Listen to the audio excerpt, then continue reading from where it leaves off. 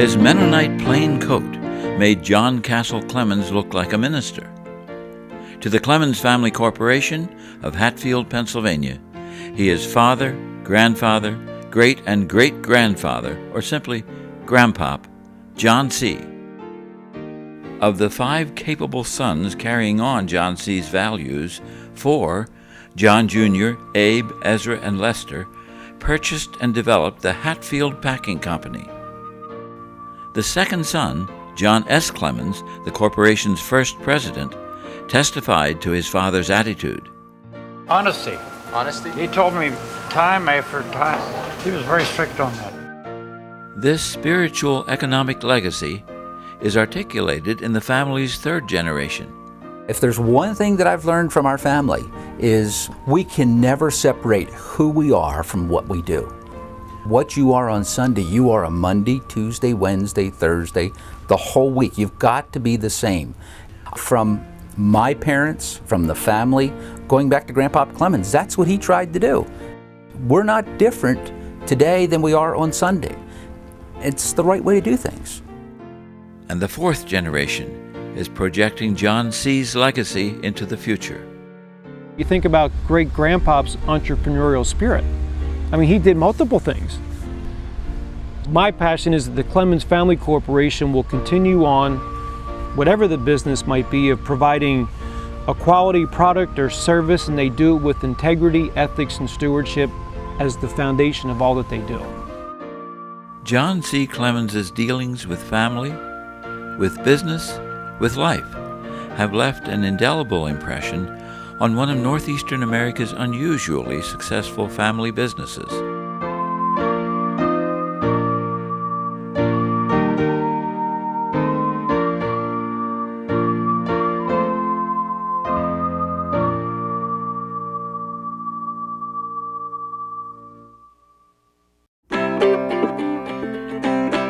In 1892, John was a pupil at a school half a mile from his parents' farm behind the tiny village of Mainland. His future wife, Susie Stauffer, was growing up in the nearby village of Skipack in the next township. When John and Susie Clemens bought a farm along the creek in 1904, their dairy and market operations were similar in size to that of many Mennonite neighbors. But John's scope always seemed to grow, with markets in both Philadelphia and nearby Lansdale. The Clemens farmhouse was right beside the pork processing plant that grew with the years. Father John C., a decisive, venturesome, playful, and musical entrepreneur, is remembered by his children with affection. He always saw that we had some enjoyment, like in the summertime, going to the shore or going to the mountains, and different times we'd go to the places where he would go deer hunting. During the summer, he'd pack us up and we'd probably go to Gross Dam swimming or someplace up to Spring Mount. He always had something for us to do, even like Sunday afternoons after church. He'd often take us out for a ride, and it'd be a time of singing, you know. And he taught us how to swim, he taught us how to fish. My dad was a great swimmer, I know that. He would float on his back with taking some of the smaller children, you know, on that, and would be floating up and down the stream. He was a great swimmer. He was really an outdoors person as well. He loved the fish. I went fishing one time with him, and we would take oysters to put on our hook to fish with, and he would go to these kids and he would hold one up and swallow it whole, you know. He said, here. And they were getting sick, and he just kept doing it to tease them. So he was humorous, yes. He had a sense of humor, but also he had a very good work ethic. It was always just work first and then play. Growing up together, we were accustomed to working together. In the summertime, after the corn was planted, the corn would come up. Johnny would be out there with the corn cultivator. Mary and maybe Hannah, we'd have sticks, and we'd have to follow after that cultivator. And so we worked with our older brothers and sisters. Every Saturday we went to the farmer's market in Lansdale, That included most of the family that worked there, and my mother was very good at that. Susie Stauffer Clemens, while giving birth to 14 children, 10 of whom lived, was an active partner in the family's growing business. A year after her 7th son Ezra was born, her marketman dairyman husband John C. became a partner in a creamery at Mainland. It was an early example of his lifelong drive to explore new business opportunities. Dad would always have another way of earning some extra money. Now the girls, we were really involved with the fish sales that would be in the summertime. He would go down and bring up a lot of fish. And in order to get the people to come in from the community, free frankfurters. So Hannah and Susie and the rest of us, we would be handing out the free frankfurters. Dad was a potato farmer. Well, we'd have potatoes and milk. That was a meal. Or we'd have mush and milk. We'd have mush and milk for the evening meal. In the morning, we'd have fried mush. John C.'s zest for work was matched by his infectious, fun-loving enjoyment of his growing family. We'd have picnics. Now, I guess the Clemens family, they always kind of knew how to work hard but also play hard. And Grandpop, I still remember times that he'd come walking out from the house with a tray on his head with food on and not holding it. I did admire him very much, and I sort of looked to him as a grandfather that I didn't have. My grandfather said this, I'll never forget it. He said, "You never make a product that you wouldn't put on your own table." He was right. He was a very, very prayerful person, very, very religious person, and he was not afraid to tell anyone. It's the way he lived. That was John C. John C. stood for honesty in business, charging a fair price, uncompromising quality, and surviving crises. He liked the song, "Revive Us Again."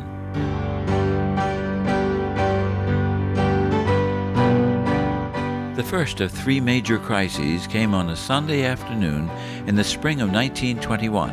The boys went to play ball at Mainland, back at the creamery that had a field there. And here they cooked their dinner and forgot to turn the stove off. And I looked over, see our farm was just a quarter mile away. I saw this smoke come out. I told my dad and my mother, I said, "There's a fire over at Clemens." My brother and I had just come back from Philadelphia. We have holy milk in Philadelphia. And somebody said, "Look, your house is burning." It was a big stone house. And now every door, every window I could see from Mainland, the bridge area now, where smoke was coming out of different places. 1921, burned to the ground.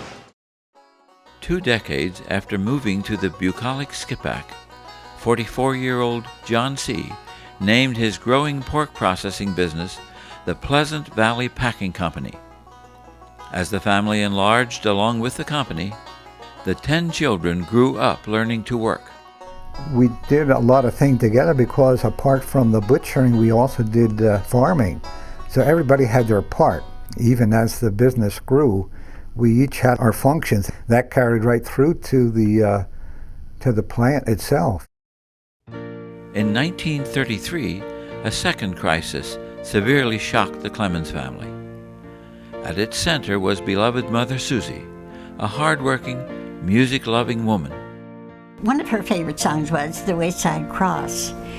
And also she liked It Is Well With My Soul. In fact, they used that at the funeral then also.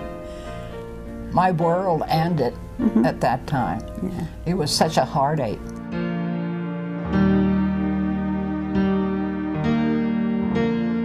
She had surgery Monday morning, and we thought everything was okay, and I can still see Dad standing there at the hospital when we got down there. It was a sad time. I think after Mother had passed away, he was ready to give up the business and everything. I can still see him walking out from the plant with Abe Durstein. He was very close to him. And he was telling Abe that he says, I just cannot carry on anymore. He was just so alone. He felt so lonesome, you know, even with a family. But his mate had passed away. That was when Dad then really, I think he became more, shall I say, more spiritual or more interested in spiritual things. Yes. I think just the fact that when the Lord took Mom home, I think it really made Dad think. I think that was a sobering experience, you know, with him. I don't know if he was as much interested in the things of the Lord at that time. I mean, you know, with the business. So I think it was sort of a wake-up call to maybe him spiritually. Sons Claude and Abe now bought the retail part of the business from their father, while John S. and Abe took over the pork plant. John C. found a new wife in widow Ella Schisler Nice of the Indian Creek Church of the Brethren congregation. With the sons and neighbors hard at work in the Pleasant Valley plant, aging John C. could still help with the butchering crew, but the baton was passing to the second generation, with second oldest son John S. as president. The third major crisis came in August 1946, when the Pleasant Valley plant itself burned, with a devastating loss of $100,000. When it happened, President John S. was away. The plant was burned in 1946. I was up in Canada fishing, and that's the time they know that I was gone. When the fire happened, my dad wasn't home. So he was fishing in Canada, and I was the only one, and my brother-in-law Harry was home. And of course the others were in the service. And we got down there in a hurry, did whatever we made sure everybody was out of the house. In fact, my little brother Dickie, you know, we made sure he was out. We had to take care of him because he's mother's boy. And the fire was ripping right on through, and I said, watch out when the beams go down, because there's an awful lot of ammonia in that plant. And no 10 minutes later, the beams came down and spewed out over the whole plant. We had ammonia leak all over the place. And I can't say enough for the neighbors. Parsmore, he was one of the first people down there. Of course, there's not much you could do at a fire like that. I don't know who found it, but I seen the flames right out of my bedroom, and I said to my wife, the Pleasant Valley's on fire, and I jumped on a motorcycle, and I was down soon, and then the fire company was there, and Nornberger said that they had to get out, they couldn't do nothing. The ammonia was leaking. Well, I said, I can go in and turn that ammonia off.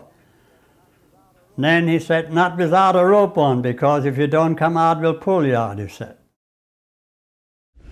But we got things back in order, and about 6 o'clock at night, my dad come home. And I can remember the words he said.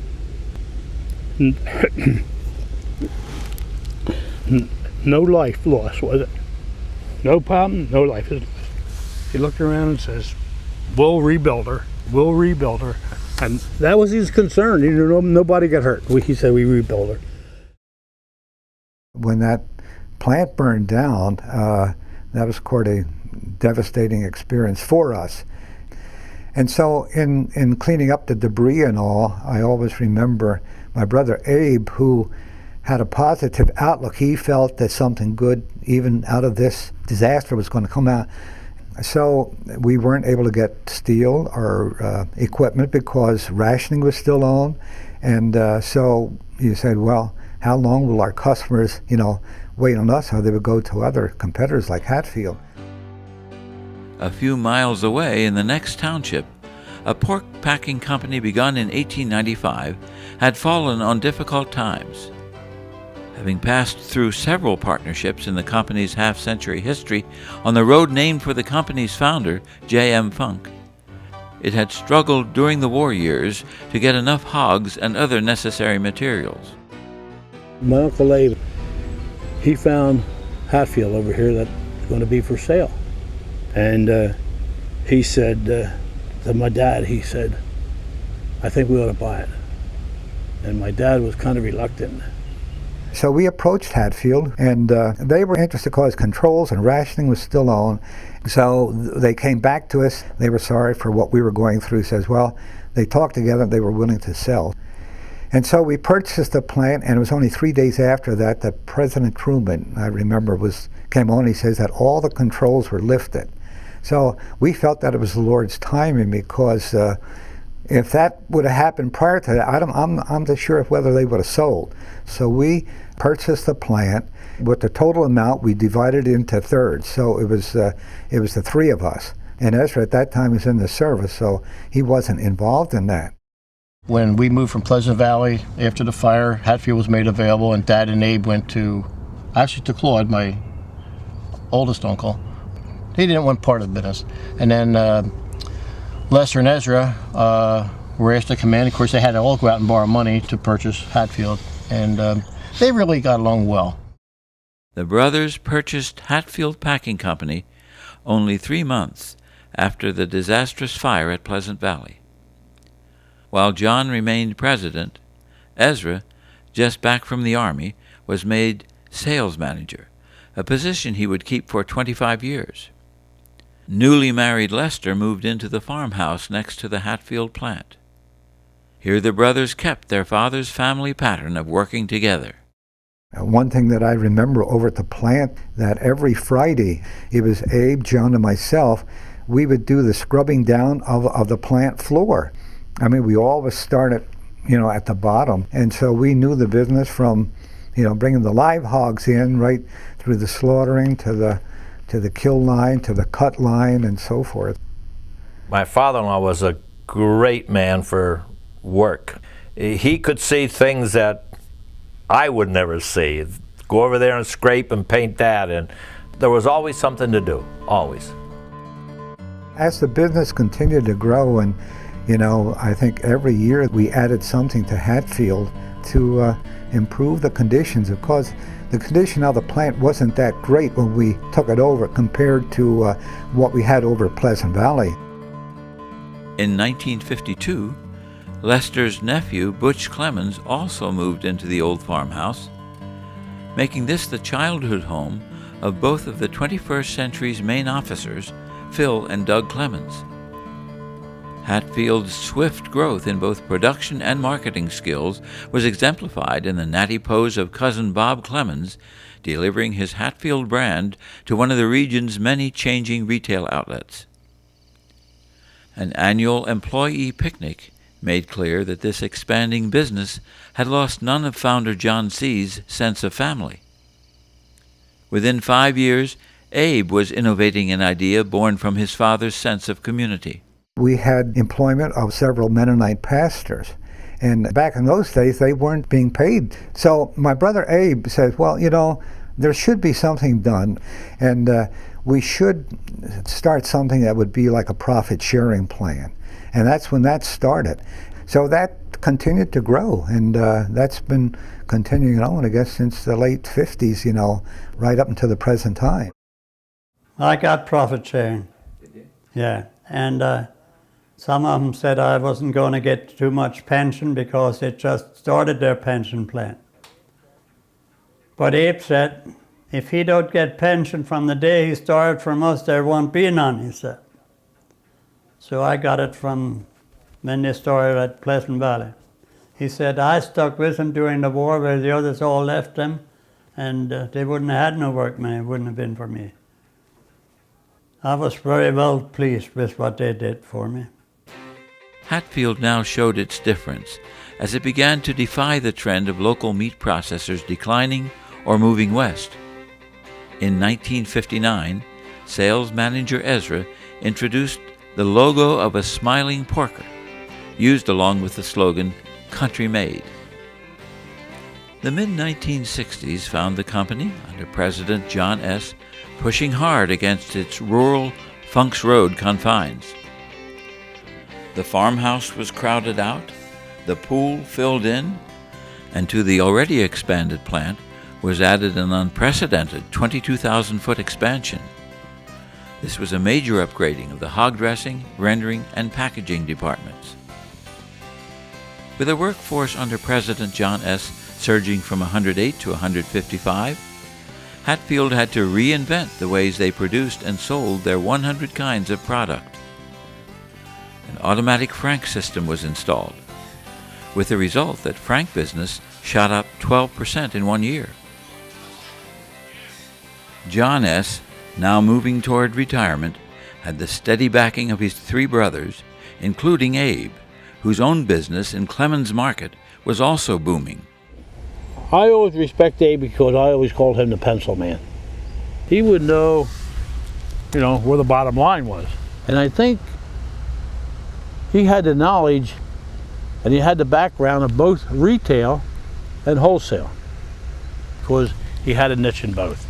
And I think we benefit from that also. It was a rare long-term family combination of talent, commitment, and vision. They're all pleasant. They're all very pleasant, very sincere in their work and their play, and they knew how to operate a business, and that's the way they wanted it done. And they wanted it done the honest way. I mean, it had to be all above board. Salesman Abe Landis brought back to the company president a report of a Philadelphia customer who had demanded an undercover kickback. I says, we do not do that.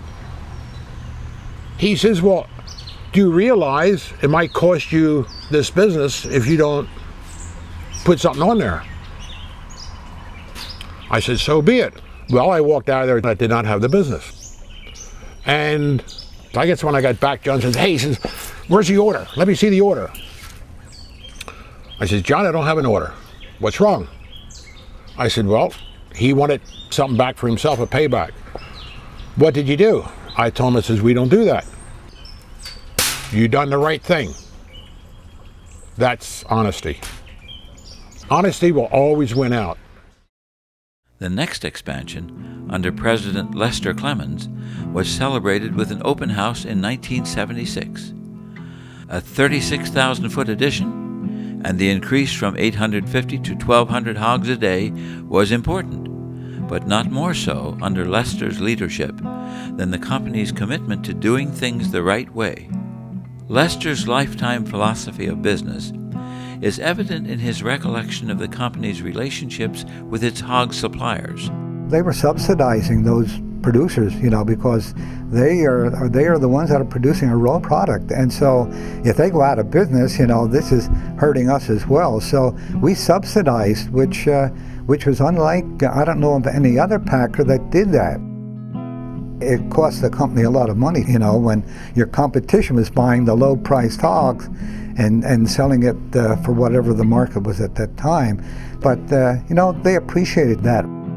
Hatfield people and Hatfield management, they're always ready to help somebody. There was very, very few ever turned down for donations. Hatfield Meats is donating the meat. And I said, I think the good Lord, it's his business, and they're only running it. We just knew that the Lord just blessed the business, and he said, the scripture says, they that honor me, I will honor. In 1981, Lester, the last of the 4 brothers, stepped down, and his nephew, John S.'s son John W. of the 3rd generation, became president. At that point, a portrait of founder John C. was placed in the conference room as a guiding influence on the thoughts and business plans of his ever-expanding Clemens family. What that meant was expressed by grandson John W. for his generation. In order to carry out the objectives that we had approved as management, as a family, we ask all of those that are in management to, what we do say is the 4-way test. Is it the truth? Is it fair to all concerned? Will it build goodwill and better friendship? And will it be beneficial to all concerned? Johnny made a statement to me one time, and I'll never forget what he said. He came into work, and he drove through the front gate, and he said, I just stopped for a moment. And he said, I looked at all of the hundreds of cars that were in the parking lot. And he was kind of struck by the fact that he said, you know what? I'm not only responsible for all of the people that are working here at our family business, but also for the families, which could include up to 5,000 people. And I think it really kind of hit him that, he was responsible, and the decisions that he and also the family made would be responsible for the lives of all the people that worked at Hatfield. The 8 years of John W.'s administration, with its major new expansion, were marked by his sense of concern for the welfare of his company's employees. This concern resulted in a daycare facility for employees' children. Opening at 4:30 a.m., it found quarters in the neighboring Ike Heckler building. A concern in another dimension, the hog supply, led to another Hatfield move. Smiling Porker Farms, owned by Hatfield, kept Butch in touch with issues faced by their producers. New ways of marketing, product development, it was all changing because the people were changing, the environment was changing. You're working for the USDA, the government, and it's tough. It was really tough. You get to a point where you need to make decisions. I know that when my brother Johnny was president, we had to make a decision on a new cut and kill and rendering and wastewater, which was the largest expansion that the corporation ever made. And I can remember we sat down with all management and with family members and tried, to come up with the best solution. And we decided to go ahead with a 275,000 square foot expansion. And I know it really was, it played on Johnny's mind an awful lot because of the huge expense. But we would not be where we are today if we would not have made that decision then. At this important threshold, Hatfield Packing Company was renamed as Hatfield Quality Meats, and all the trucks relettered accordingly. Following John W. in the presidency, Butch oversaw an improved technology cutting the plant's water consumption rate in half, and the establishing of a matching gift distribution program much appreciated throughout the community. Most memorably, the family at this time commissioned a sculpture reaffirming the example of their founder grandfather's vision. They named it Footsteps, evoking the path that John C. had walked before them. It was a preparation for the family to face their next great challenge. Diversification. What should we diversify to? If something major hits the hog supply, disease, it wipes them out, what do we do if we're only into hog slaughter?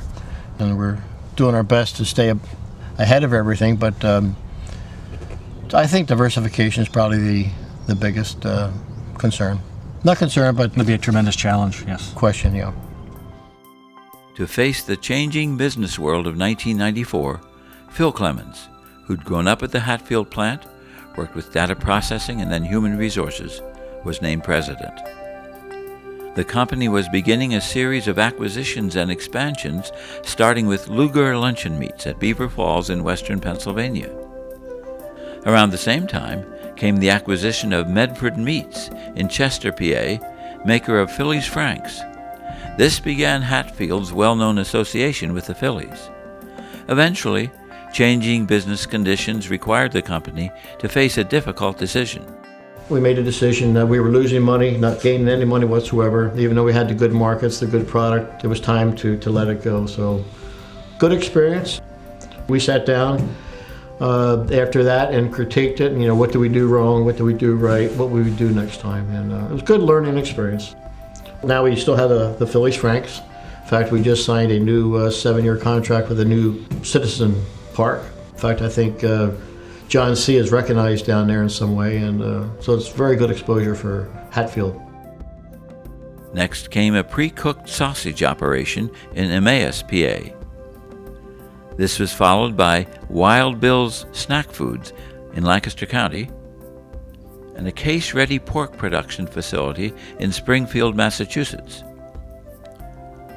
Along the way came the establishment of Country View Farms, a hog-raising operation in Pennsylvania and New York, supplying a third of Hatfield's needs. A product line of remarkable variety now kept current with consumer demand. Production facilities, too, were kept state-of-the-art. In 1995, Hatfield Quality Meats celebrated the 100th anniversary of the company the Clemens family had taken over in 1946. This high water mark evoked the appreciative gift of a Bible expressing community recognition. Congratulations, Hatfield Quality Meats, on 100 years of quality, integrity, success, and honoring the Lord Jesus Christ. The successful company's fun-filled picnics and its unusual sharing of profits with its family of employees continued to express founder John C.'s vision. But that legacy was also a reminder. We looked at our sales in 1988 versus 1998. Our sales had more than doubled, but our total profit was the same in 98 as it was in 88. That really didn't bother the family that much, but what did bother them, we were able to give the same contributions in 98 versus 88. You have to understand how we see business. 1/3 of our profits goes to our employees. 10% of our pre-tax profit goes to charities. The smallest amount comes back to the owners. Now, we were still giving our employees a nice amount, and our stock was growing nicely. Charities were left behind. I think it's something that Grandpop, my dad, all of my uncles, Ez, Les, and Abe, when the profits weren't there, so that we were able to give back to the community and to the different charitable organizations, that was a very pressing issue as to, okay, what do we need to do differently now to make sure that we don't have that next year? The biggest thing that drove the family was our charitable contributions were going down. It really came down to a stewardship principle. We weren't being the stewards of God's assets that we should have been. We don't have to get a whole lot from the business. That's not what drives us. What drives us is what can we do with what we have. Now, we were always profitable. That's probably what actually hurt a little bit more. It doesn't hurt as much if you're losing money and say, we've got to make changes, we got to make changes. We were still profitable, but it took a way of doing things differently. So we sat back and asked the question, what do we really want to do with this business? Because offers come in all the time. Hey, we want to buy you, and well, should we sell it? Or should we make difficult decisions, and should we really work on building the foundation for another 100 years in business? So the choice was to retain the business, but also to make difficult decisions as far as organizational structure. My grandfather had to make a major decision. My dad and Abe had to make a major decision when the plant burnt down. Should we buy this Hatfield Packing Company that is up for sale? And I think each generation has had to make these major decisions, and I think that's part of the business growing. And I think it was Grandpop that said that in business, when you're green you grow, and when you're ripe you rot, which basically in essence says you never really stand still. That you're either going forward or you're starting to go backwards, and I think that's something that's kind of kept us going all these years. In response to the new issues, a new organization, the Clemens Family Corporation, was formed in the year 2000 with third-generation Phil Clemens as chairman and CEO.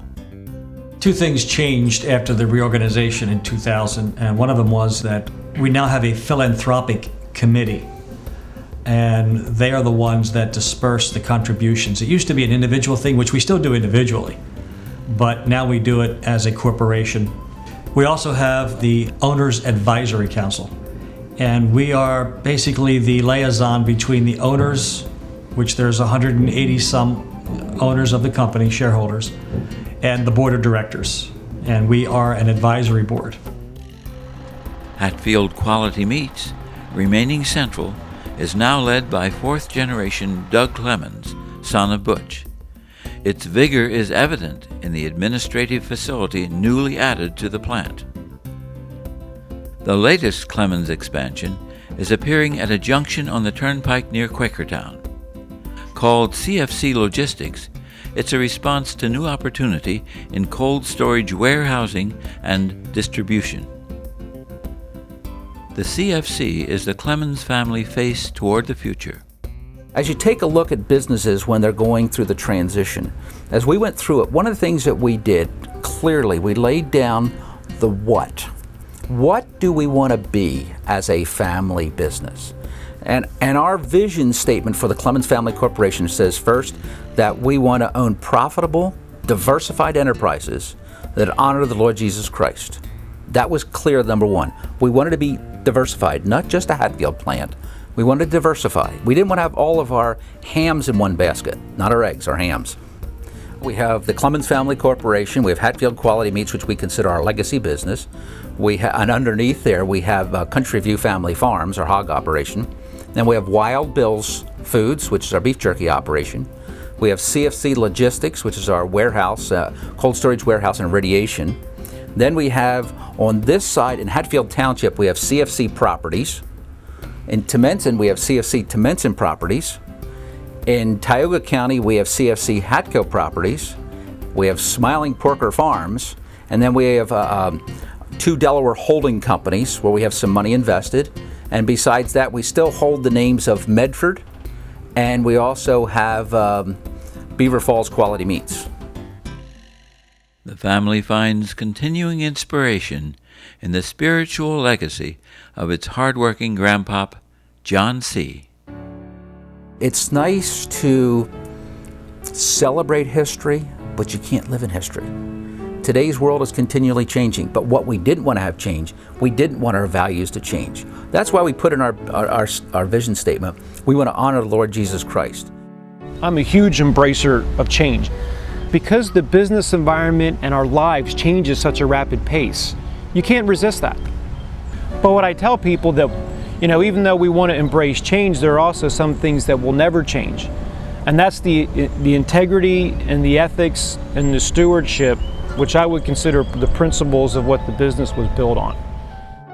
Every family, whether in a family business or family situation, is always one generation away from losing what they've had. So I think it's very critical for the current generation to help transmit the values to the next generation. That's something that has to be both taught and caught.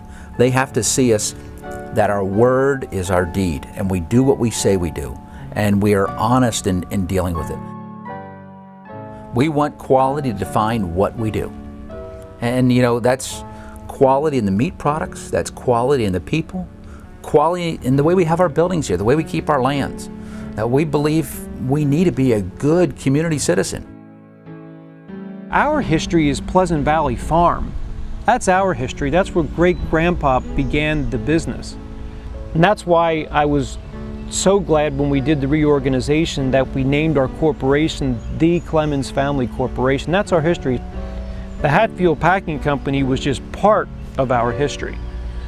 So I'm passionate about what my great-grandfather began, whatever those businesses may end up being. We want to remain a Clemens Family Controlled Corporation. What that really means is, as a business, that we as a family want to stay together as a business family, not necessarily a family business. That's one of the reasons why we created the Clemens Family Corporation. So we as a family can stay together no matter what business we're in. Oftentimes the business determines the family. And if the business is sold, the family goes their own separate ways. We as a family decided we want to stay together as a family that just happens to have a business. It's a very different way to think about it, and that was one of the things our family really wrestled with. And we also wanted to make that a statement to the outside world. We are not for sale as a family. We want to stick together. The other thing we look at our family business that we look, I think, very differently than many others, we consider this to be an heirloom. Now, an heirloom is very different from a business. An heirloom is something you protect, you cherish, you keep it so it continues to go of value, but what you'd like to do is steward it for the time you have it so you can pass it to the next generation. We see this as an heirloom, that we want the next generation, their generation after that, and as many generations to come, that they can pass what we've had and pass it on to them. So again, we treat an heirloom very, very carefully, and we want to see our family business as that type of heirloom. You need to always focus on what you want to be. And then when it comes to how to put it in place, you have choices. Do I take the right way or do I take the easy way? And you know what our family motto is, we aspire to do business the right way. And that's why we came back, we have to do the right thing. We have to do the right thing. And we have to come back to the right way. And was that easy? No, it's not easy, but hopefully we'll let the next generation learn. Make the right choices, not the easy choices. The statement that we make in our mission statement, by everything that we do is to honor the Lord Jesus Christ. There are those that have really questioned, do you really want to say that in today's business world? And I think it goes along with everything that Grandpa started 100 years ago, is that we don't own the business. We're just stewards, and we want to be good stewards, and we're not afraid to profess that he does own our business. It is clearly a spiritual issue. That's how we see this business. And to me, I see that God has given us those talents, and he's going to ask us to account for what we did with those talents and how well we used them, whether it's the money he's given us, whether it's the land he's given us. How'd you do with the family? God has given us a format, which is a family business, and we're able to take that family business and the principles that we've learned and the values and share them with others. I always think of this, that the more we have, the more we're responsible for, because it really isn't ours. It belongs to the Lord. So we want to be good stewards over whatever we have.